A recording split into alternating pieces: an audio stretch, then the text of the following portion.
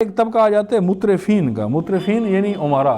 اب یہ وہ لوگ ہوتے ہیں جو طاغوتی نظام کو چلانے والے تو نہیں ہوتے جیسے ملا تھے، لیکن یہ امیر لوگ ہوتے ہیں، سرمایہ دار لوگ ہوتے ہیں. ان کے مفادات اسی نظام سے ہوتے ہیں.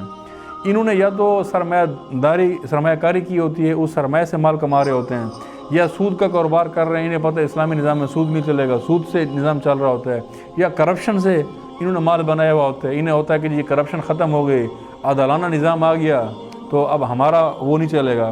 یعنی کہ اس نظام کو چلانے والے براہ راست نہیں ہوتے، یہ اس طاغوت کی کابینہ کے لوگ نہیں ہوتے. یہ ہو سکتا ہے طاغوت سے ان کا کوئی رابطہ بھی نہ ہو، اپنے طور پر اپنا کاروبار کر رہے ہوتے ہیں، لیکن ان کا نظام، ان کا کاروبار، ان کا پیسہ وہ اسی نظام سے ہی جڑا ہوا ہوتا ہے. جس کے میں نے یہ مثالیں دی، مثلا سود کا کاروبار کرتا ہے، شراب کا کاروبار کرتا ہے، کرپشن کرتا ہے، یا سرمایہ داری ایسی کرتا ہے جیسے آج کے زمانے میں کیپٹلزم کا نظام ہے، جس میں جو محنت کرنے والا ہے، جو محنت کش، اسے کچھ بھی نہیں ملتا، اور جو سرمایہ دار ہے اس کا سرمایہ دن بدن بڑھتا ہے. مثلا ایک فیکٹری، ایک مل کو آپ بطور مثال لیں تو ایک فیکٹری یا مل ایک پروڈکشن کا کام کرتی ہے، ایک پروڈکٹ بناتی ہے. جس مزدور کی محنت سے وہ پروڈکٹ بنتی ہے، اس مزدور کو اس کے جواب میں کچھ بھی نہیں ملتا، اور جس نے پیسہ لگایا ہے اس کا دن بدن پیسہ ڈبل ہو رہا ہے، 4 گنا ہو رہا ہے. یہ سرمایہ داری نظام میں یہ ہوتا ہے، اسلامی نظام میں تو یہ نہیں ہو سکتا. لہٰذا ان کے مفادات یہاں سے جڑے ہوئے ہوتے ہیں. لہٰذا یہ طبقہ بھی کیا کرتا ہے؟ انبیاء کی مخالفت کرتے ہیں. بہت ساری جگہوں پر اس کا ذکر ہے. یہاں بھی ایک بطور نمونہ ایک آیت ہے، سورہ سبا کی آیت نمبر 34، سورہ سبا آیت نمبر 34 ہے. اس میں اللہ تعالیٰ یہ فرماتا ہے کہ وما ارسلنا فی قریۃ من نذیر، کہ کوئی بھی ایسا قریہ نہیں ہے، کوئی بھی گاؤں نہیں ہے جہاں ہم نے نذیر نہ بھیجا ہو. نذیر کا کیا معنی ہے؟ بس آپ عام طور پر یہی سمجھ لیں، ویسے اصلی معنی اس کے اور ہے، صرف ڈرانا، یعنی وہ جہنم اور وہ ڈرانا مراد نہیں ہے، اس کے خاص معنی ہے، لیکن اب وہ ہمارا زیر بحث نہیں ہے لفظ. یعنی مراد جو نبی ہے، یہ لفظ بشیر یا نذیر اللہ تعالیٰ نے انبیاء کے لیے استعمال کیا کہ وما ارسلنا فی قریۃ من نذیر، یعنی ہم نے کسی بھی قریہ میں اپنا نذیر یعنی نبی نہیں بھیجا مگر یہ کہ اس کے ساتھ یہ ہوا. کیا ہوا؟ الا قال، کہ کہا، کس نے؟ متروفہا، یعنی جو مترفین تھے انہوں نے کہا. کیا کہا؟ انما ارسلتم بہ کافرون، کہ تم جس پیغام کو لے کر بھیجے گئے ہو ہم اس کے منکر ہیں. کس نے کہا؟ مترفین نے. یعنی اللہ تعالیٰ یہ کہتا ہے کہ کوئی بھی قریہ نہیں ہے جہاں ہم نے نبی بھیجا ہو اور یہ نہ کہا گیا ہو. یعنی جب بھی کسی بھی گاؤں میں، کسی بھی شہر میں، بستی میں کوئی بھی ہمارا ڈرانے والا گیا، کوئی بھی نبی گیا یا نبی کا پیغام لے کر گیا، تو اس کو یہ لازمی اس حالات کا سامنا ہوا ہے. کیا کہ مترفین نے کیا کہا کہ تم جو پیغام لے ہم اس کے منکر نہیں مانتے. کیوں نہیں مانتے؟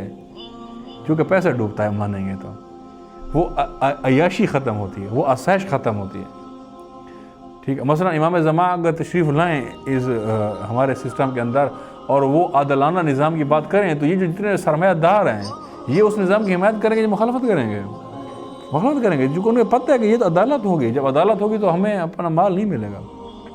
اور ایک بات جو میں اکثر اپنے گفتگو میں کرتا رہتا ہوں، ڈاکومنٹڈ بات ہے، اخباروں میں بھی بات ہے، کہ دنیا کے آدھے پیسے کتنے لوگوں کے پاس ہیں؟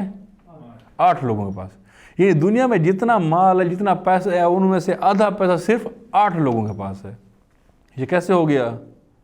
اس سرمایہ داری نظام کی وجہ سے.